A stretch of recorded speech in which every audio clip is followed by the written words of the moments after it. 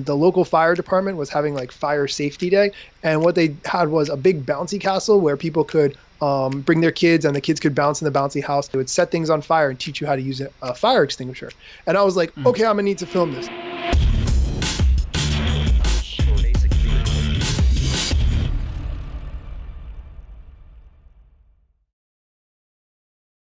Such short notice. Happy to have you. Thanks for having me. You want to introduce yourself and what you're all about? Sure. What you got going on? I'm Daniel Hill. You can find me online at danielhillmedia.com, Daniel Hill Media on Instagram, Twitter, wherever you are. I teach small business owners how to use Instagram, and I just launched an Alexa flash briefing skill, the only Instagram one in the Amazon store, so I'm working on that kind of stuff. Okay. We'll have to circle around to Alexa here in a little bit because I have questions. Sure. So what got you started on the Instagram coaching stuff? I work in IT, and so that's my 9 to 5. And I was kind of thinking, like, what's next? I have a lot of friends who are into servers or programming, and I feel like, that's okay, but that's not exactly what I wanted to do. I wanted to really focus on some kind of software that I thought would be interesting, valuable, unique. And at first I was like, oh, I think Snapchat's going to be big. I think Snapchat's where it's at. And then I kind of pivoted when Instagram launched Instagram Stories. I think that was 2 years ago or 2.5 years ago. Anyway, so I've been focused on Instagram ever since. So what do small businesses really need to understand about Instagram? Because it seems like a lot of them just don't play online. It's interesting because I noticed that new businesses, ones that are just launched, totally get it. Like, okay, this is where I have to invest time. But people who have been established for 20 years are like, oh, well, I've lasted 20 years without it. Why do I need it now, right? And it's like, okay, but this is how people do things now, right? Like, I don't look on a website to see what the menu is. I look and I see what people ordered from that restaurant yesterday on Instagram and what the pictures look like before I make a food. Like times are just different. So I think people need to adapt and recognize that the content your visitors or your customers are creating about you could be used by you if you did it right. So I think that's a lot of what small business owners are missing. Yeah, I really like how you talked about with small businesses could use the content that people are pretty much creating for them. Right. This company, Frank's Body, which is a coffee cosmetic line that pretty much all their content's user created. They don't do almost any in-house content creation.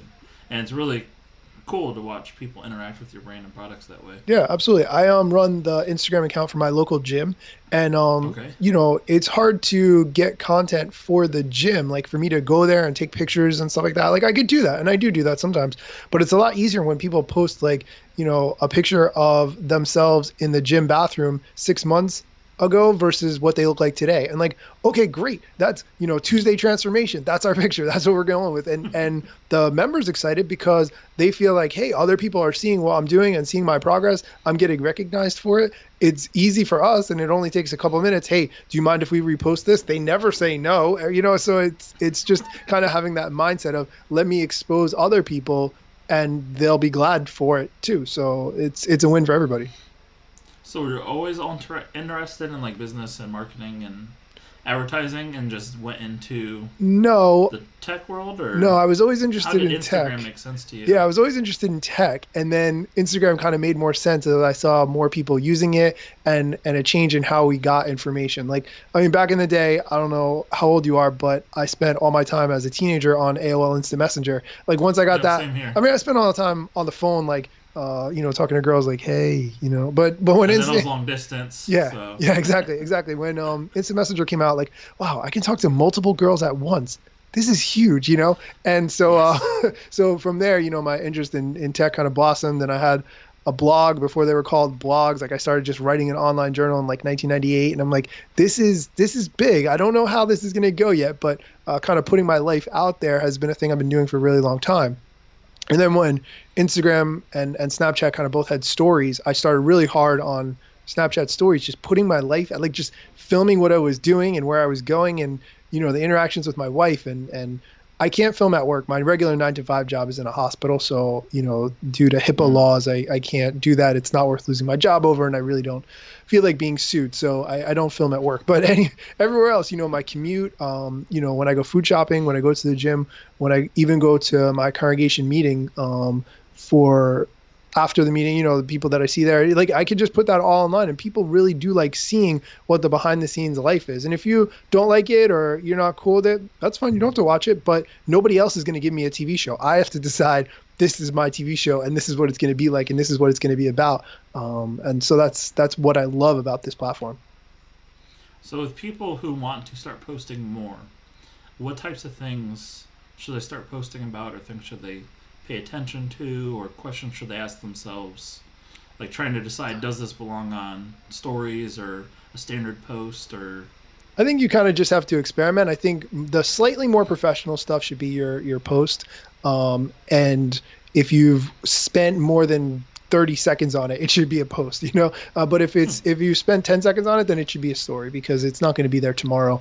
And if it does really well, then you can save it for a highlight and so forth. But I think the amount of time you spend dictates what method you should use, but also the feedback. Sometimes I've had people direct message me and be like, how is this not a post? Why would you only make this a story? And like, it's my life. I can decide what I want.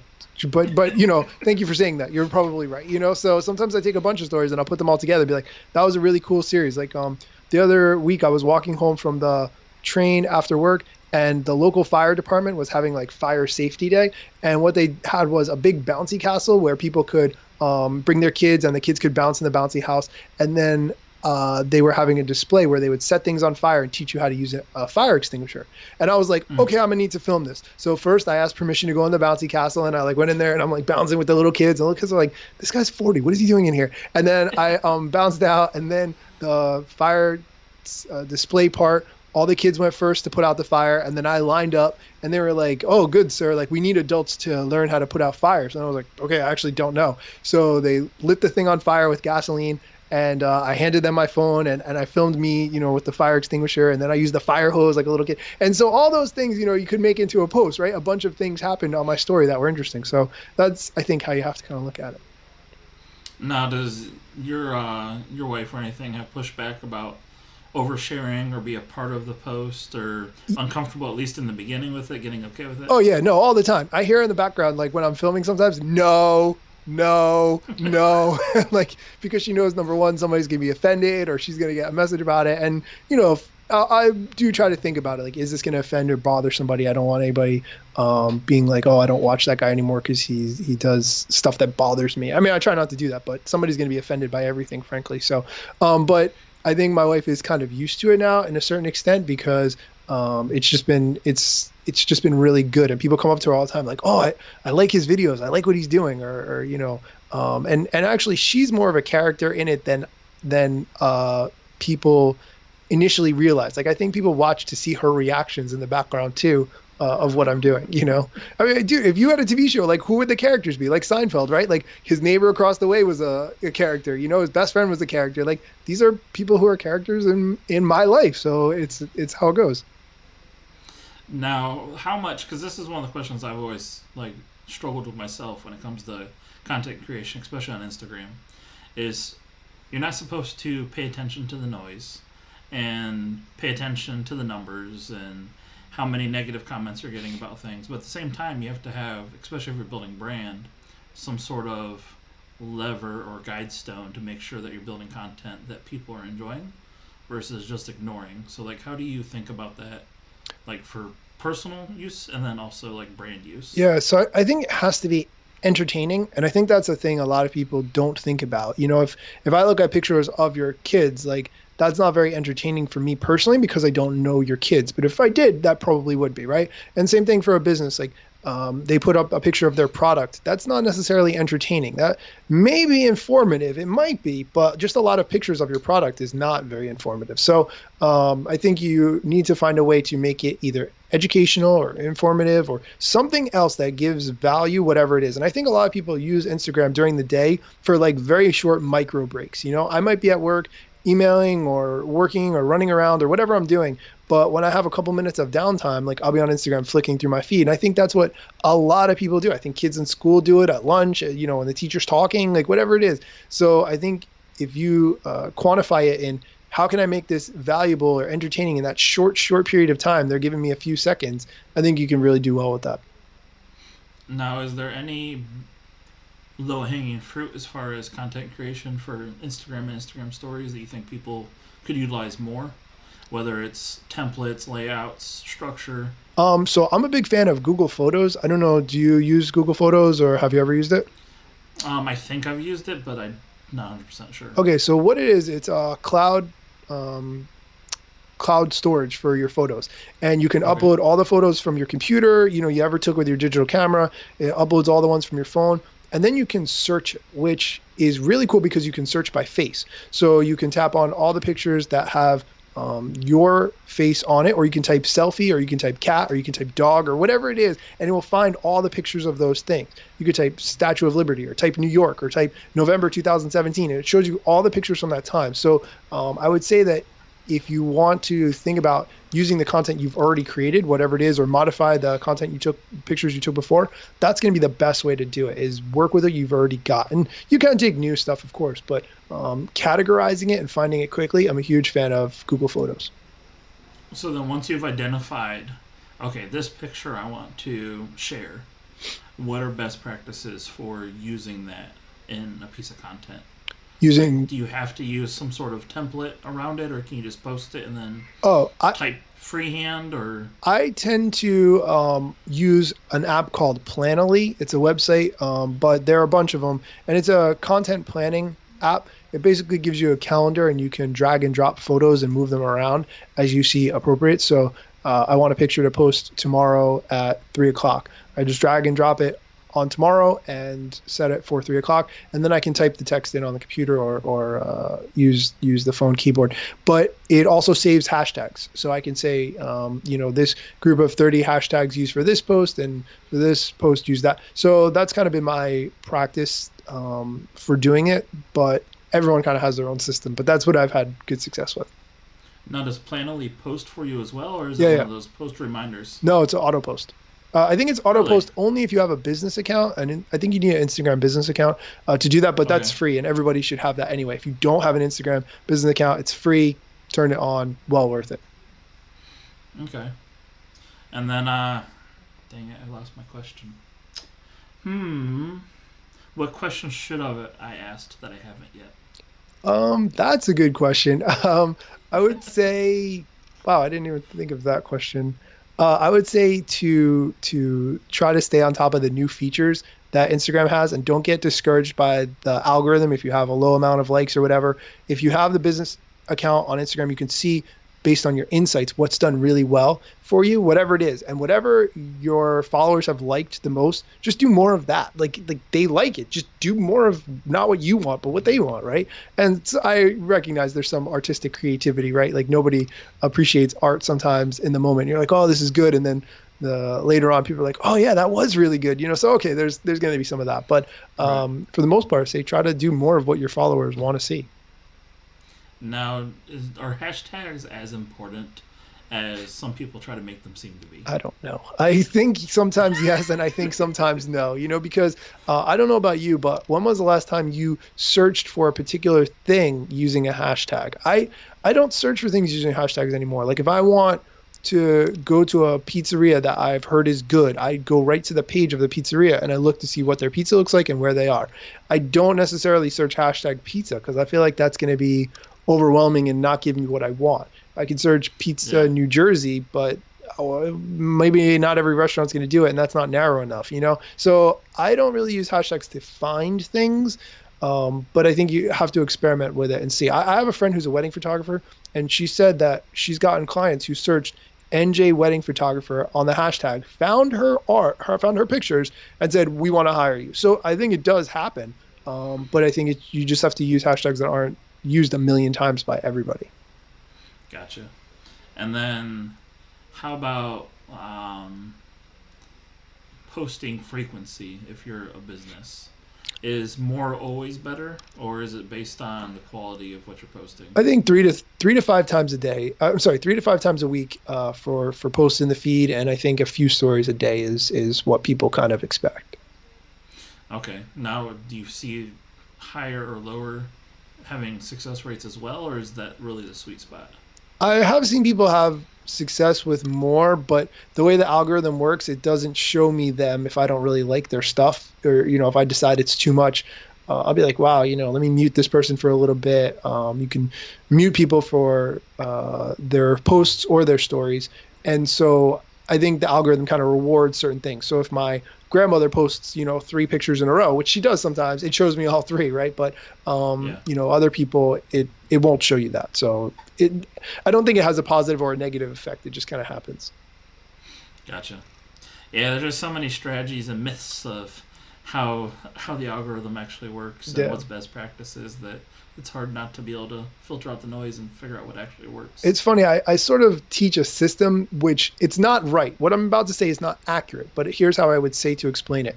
If someone likes a post that you make, say that counts for half a point. If they watch your story, say that counts for a quarter of a point. If they make a comment on your picture, say that counts for a point. And then Instagram says, okay, Dan has liked your content and given you 3 points in the past day. So we're going to show Dan more of your content. You know what I mean? So it's kind of Mm-hmm. almost a point system, but I don't know what the values are. So don't, be like, oh, that's what I heard. It's not, I can't say for sure, but that's generally the concept of how the algorithm works. The computer is Right. deciding what it thinks you want to see based on how you've reacted toward that person's content in the past.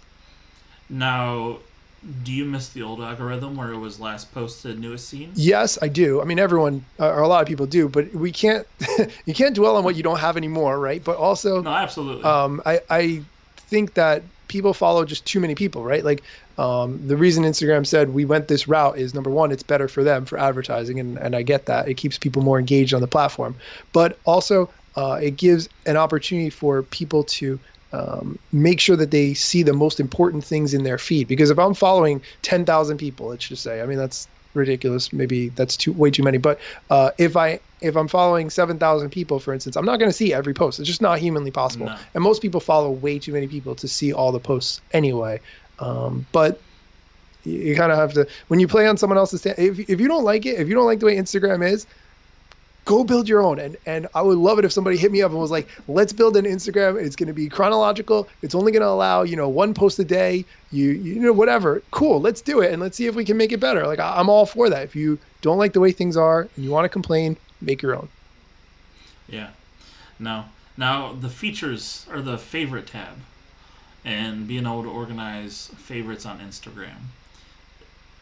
Is this supposed to be like a version of Pinterest being integrated into it? Yeah. Because I find myself favoriting way too many things and I never can find what I'm going back to find because there's doesn't look like a good way to group it yet. So there's you can favorite and then you can make a collection. So if you want to make a collection within your favorites of, let's just say, for instance, cars, if you're into cars or whatever, and then you can make a group for hats or pops or whatever you're into. You can make different collections within the favorites. It's not a feature that we talk about a lot, and probably should do a little bit more on that. But yeah, that you can. It's just it's buried there. It's kind of buried. Yeah. Can we talk about the Alexa thing before I forget? I'm not sure how you are on Yes, time. please. No, absolutely. So are you familiar with Alexa, or should I assume your listeners are? I know what Alexa is. Now, as far as like all the Alexa skills and everything that Alexa's can do, besides, hey Alexa, turn on this playlist or dim the lights in the kitchen, I don't know. Okay, so have you ever told Alexa, tell me the news? No. Okay, so if you tell Alexa, tell me the news, she will read you news sources or play you audio clips from people like CNN or NPR or whoever you're into. You can subscribe to ESPN News or whatever you're into. Okay. People can also make their own news flash briefings, or what they call like very short podcasts, maybe 1 to a maximum of 10 minutes, but the shorter the better. So whatever you're into, if you're into beer, you're into cars, you're into pops, once a day you record a short audio clip, post it, and people can subscribe to it. They find you on Amazon.com, they can leave reviews for you. And once people get in the routine of listening to you every day, they're not going to stop listening to you. So No. I started the first Instagram flash briefing. There were no other ones about Instagram. I had to get legal permission to use the word Instagram from Instagram, which took me quite some time. But now that I have that, It's worth it. right, it's been quite a ride. I've been doing this for 45 days, and I have about 4,500 subscribers. So Oh, when you search wow. Instagram flash briefing, I'm the only one that comes up, and people can subscribe and hear me tell them the news, whatever new additions were added to the platform, or if there was an interesting article or interview or something like that, I talk about it. And then I do Q&A. My wife reads a question every day, and then I answer it, and people can send me in questions. And then I kind of push it to my podcast to say, hey, if you want to hear more, check out my podcast, blah, blah, blah. And so that's been really good. It's been a good experience for me to force me to make content every single day, which has been really good. And also to get my confidence up, I want to turn this into speaking gigs and get more speaking opportunities. I've done some, but I want to do a lot more. And so hopefully this is the way forward on a new platform it's like open country right now. Like nobody's made, there's how many podcasts are there? Like probably like 1 million podcasts, yeah. But there's only like 5,000 flash briefings right now. So if you're really versed in whatever topic you want to talk about, make a flash briefing about that thing and see if there's one there, or if there is, make a better one. You know, it's really open territory right now. So how does one sign up to get a flash briefing? Is there an approval process, or? There is, yeah. You need an Amazon developer account and you need a host. I work with a company called effect.co, EFFCT.co. And they host the file for me for free. If you want to subscribe for their monthly service, where you can schedule posts in advance. So say you were going to record a positivity minute every day. You could sit down and record 30 of them, right? If you use code Alexa20, they'll give you a discount and hook you up on that service. And you need an Amazon developer account, which is free. And then they give you all the stats and all that good stuff. Now, is there approval for Amazon developers? Or is it just no. You just create an account and you're good to go? Yeah, good to go. I mean, I used my existing Amazon account that I, have Amazon Prime on or whatever. But you can just create a new account, yeah. Well, I'll definitely have to check that out, and that was perfect timing because we're hitting the end of the time limit there. Cool. So thanks for having me on, Mike. This is really fun. Nah, I think we're definitely gonna have to have you on for a round two because you have a lot that you can share with people. Oh, absolutely, man. I would love that.